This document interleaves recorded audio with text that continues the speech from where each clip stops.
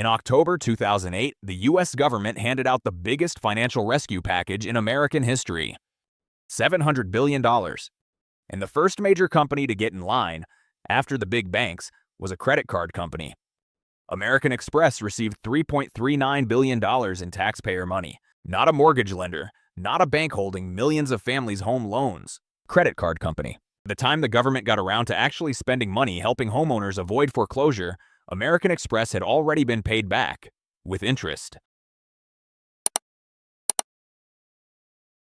This is the story of 2008, the year the system showed you exactly who it was built for. Let's go back to 2007. The American dream is on sale, and it's cheap. Banks are handing out mortgages like flyers on a street corner. No income verification, no money down, adjustable rates buried in the fine print. Salespeople calling these products innovative. Economists calling them financial instruments. Regular people calling them the only way they could afford a home. Millions of Americans signed on the dotted line. Black families, Latino families, working class families, retirees, first-time buyers who saved for years to get to this moment. By 2006, 54% of African-American mortgage holders had subprime loans. Not because they were bad borrowers, 61% of all subprime borrowers actually qualified for conventional loans with lower rates.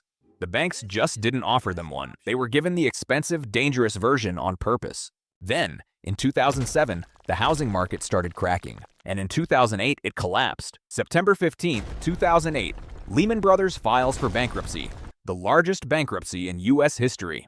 The stock market drops 500 points in a single day. Credit markets freeze. Banks stop lending to each other. The entire financial system, the same system that created and sold millions of toxic mortgages, is now on life support. And Washington moves fast. Within 3 weeks, Congress passes the Emergency Economic Stabilization Act. President Bush signs it on October 3, 2008. $700 billion authorized, just like that. For context, that's enough money to give every single American household roughly $6,000. What does Congress tell the public this money is for?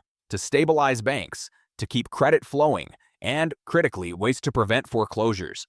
That last part is written directly into the law. The bill passes with that promise attached. But here's what actually happens. The Treasury starts moving money immediately. The 8 biggest banks, Bank of America, JP Morgan, Citigroup, Goldman Sachs, Wells Fargo, Morgan Stanley, Merrill Lynch, State Street, each receive billions in a single injection. Then the list grows. Insurance giants, regional banks, auto companies, and then American Express, $3.39 billion, approved for a credit card company. American Express had recently converted itself into a bank holding company, technically making it eligible for TARP. One paperwork maneuver, and suddenly a credit card lender is standing in the taxpayer bailout line. Now hold that number in your head.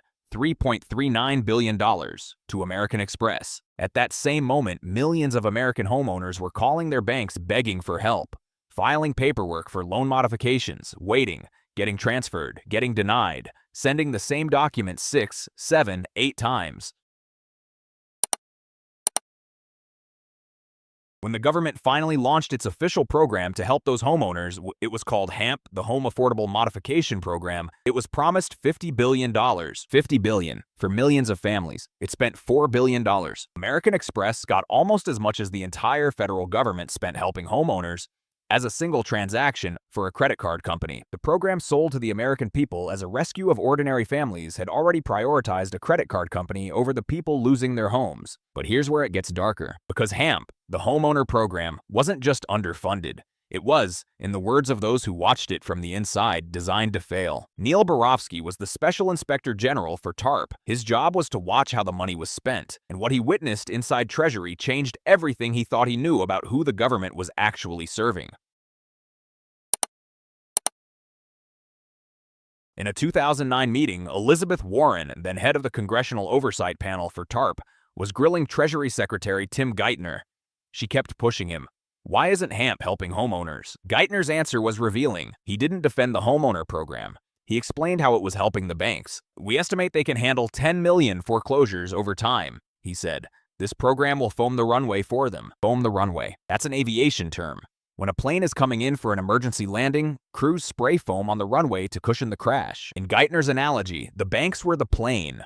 The homeowners, the people losing their houses, they were the foam. The program was never designed to save them. It was designed to spread their foreclosures out slowly enough that the banks could absorb the losses without crashing again. And the mechanics of how HAMP worked made this even clearer. Banks were in charge of processing homeowner modification applications, the same banks that created the crisis. The same banks that had just received billions in bailout money. They could put homeowners into trial modifications, keep them making payments for months, and then deny them at the end. At that point, all those months of payments, late fees, the bank could collect them when the house sold in foreclosure. There was even a procedure at Bank of America internally called a blitz, mass denials. Entire groups of homeowners rejected at once. Homeowners sent paperwork 6, 7, 8 times. They were told documents were missing. They were told to reapply.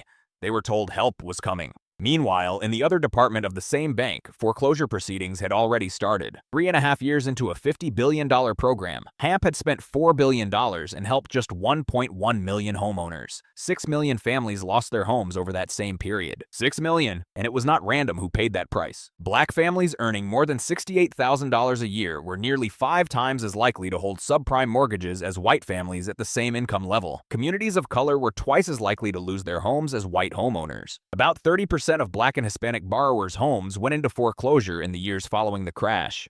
The number for white homeowners, 11%. These weren't bad decisions. They were bad products pushed on people the banks had identified as targets. Wells Fargo employees later testified in court that they had called subprime loans and that they were instructed to recruit borrowers at black churches. The subprime crisis didn't just take houses, it took generational wealth. Wealth that, for most Black and Latino families, was almost entirely tied to that one home.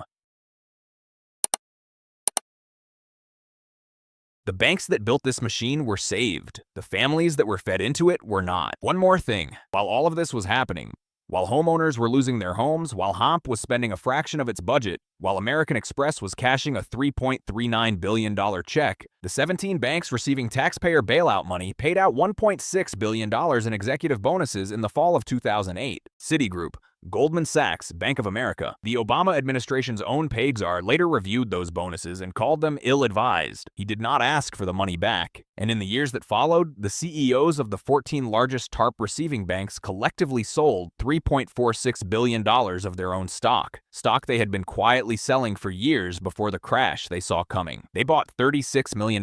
They sold $3.46 billion. They saw the plane going down. They got off, and they used your money to foam the runway. Here's what the official record shows. The United States government authorized $700 billion in 2008 to rescue the financial system. A credit card company got $3.39 billion. 17 bailed out banks paid $1.6 billion in bonuses. 6 million families lost their homes. And the man in charge of the homeowner rescue program described those families in a private meeting as foam. That wasn't a failure of execution. That was the system working exactly as designed.